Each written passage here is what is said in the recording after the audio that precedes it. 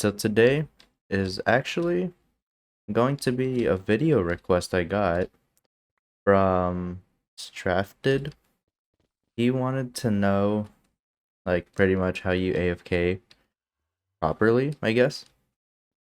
Now, when I first saw this, I was a little, like, iffy about it, because when he just posted it, I was thinking you just make a pool, and you simply sit in it, and you're AFK.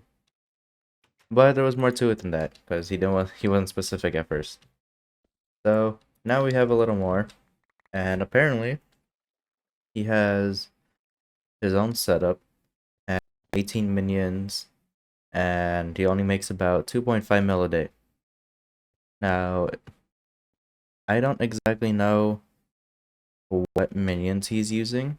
I'm gonna guess it's tarantulas. So we'll just say tarantulas. So 2.5 mil. One of the difference between our farms is, well, you don't have 25 minions.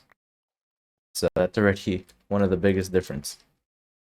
And another difference is, like I said, I don't know how his farm is, but how I like to do it, and I'm not gonna take credit for this farm because I'm obviously not the one who made it, who originally made it, but I like to have it in a more controlled setting. As you can see, they only spawn in one location, right there.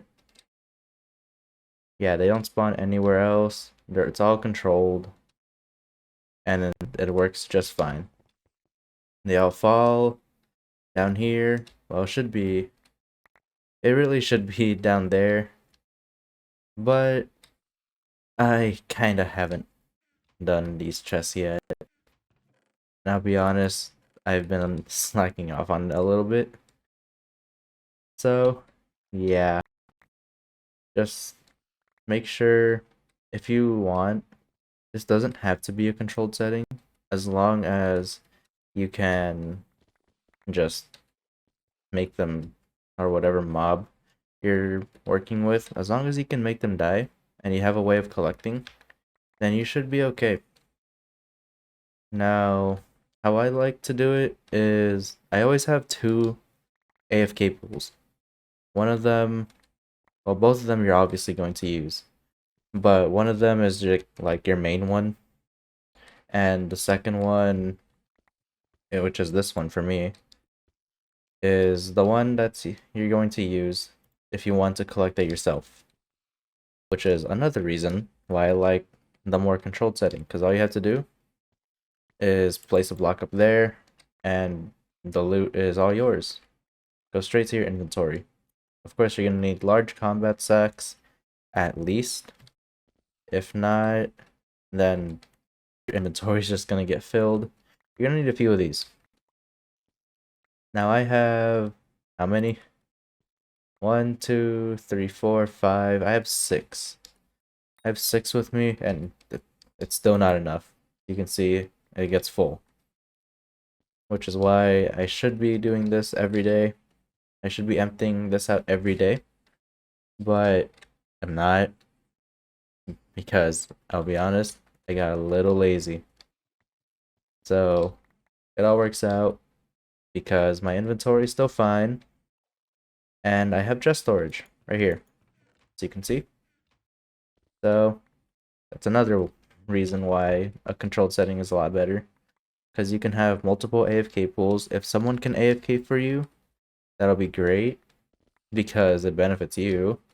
If it's your co-op, that's fine. If you can get someone random, that's fine. Which is why I consider this to be a public AFK pool, and this one to be my personal.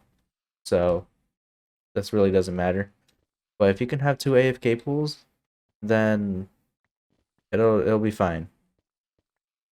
Now, if you have less minions, but you're interested in, I guess, the AFK type minions like tarantulas, spiders, magma cubes, slime, you can still make this. You can actually still make this little wall with the fence gate, and you can just add on to it, because this one side, this one has more, so I'll count from here. This one side has 3, 5, 10, 11, 12, 13. This one side has 13. And this side has 12. So you can just keep adding on. Because if I'm going to get another minion slot, I'm going to put it right here. If I get 2 more, I'm going to put them somewhere up here. So you can always add on to that. So if you have 18 minion slots, if you have 20 minion slots, 10 minion slots, you can still use that. And it would work just as fine. Now the difference with money, because he's only making 2.5 mil, well, storage is an important thing. It's probably one of the most important things, if not the most important thing, about AFK pool, about making an AFK pool, aside from finding a way to not get kicked out of your island while you AFK. Because tarantulas, specifically, they suck if you're not AFK. Especially since mine are not too high level, they're only tier 5 as you can see. Maybe if they were tier 11, it'll be okay, or tier 10, but they're not, so they just work really slow compared to how they are now. Yep, as you can see, they work really fast, but if I were to log out, they would probably work twice as long, and it would just take up less inventory space because they're not doing anything. So it's really just how long can you AFK before you get kicked out by the server, or before you have to log out, because not everyone has time to AFK. Eventually your computer will have to turn off. Fortunately, I have a laptop, so I always switch out to that whenever this computer needs a break. So there you go. That's my solution to that. But if not, then of course just give your computer a break. It's not worth it. So yeah. Now items. I talked about this a little bit, but I'm just gonna go over it again. It's important to have items. Enough item space. As you can see. Alright, let me break one of these chests with a decent amount of iron so I don't have to worry. Yeah, there we go. Okay, we'll break this so you guys can see. Now, he asked he asked about how my chest works, and this is how it is. They just go over there, they die here, this hopper picks it up, and then they all store it in these chests depending on whichever hopper picked it up. They go back down to another hopper, back down to another chest, and then they start going through this whole hopper system. They go, of course, here first, and once these 4 are done, they go to this 4, then they go here, and so on.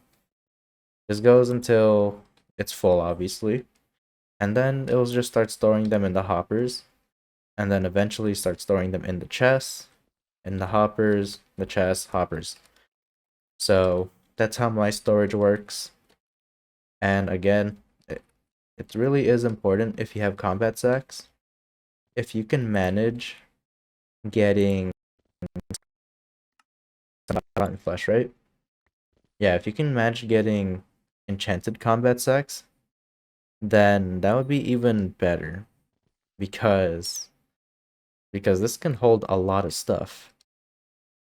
Especially if you're AFKing. You probably only need one of these if you're AFKing. Because 20,000, I don't think you're gonna have like 20,000 string a day. Because this is not 20,000.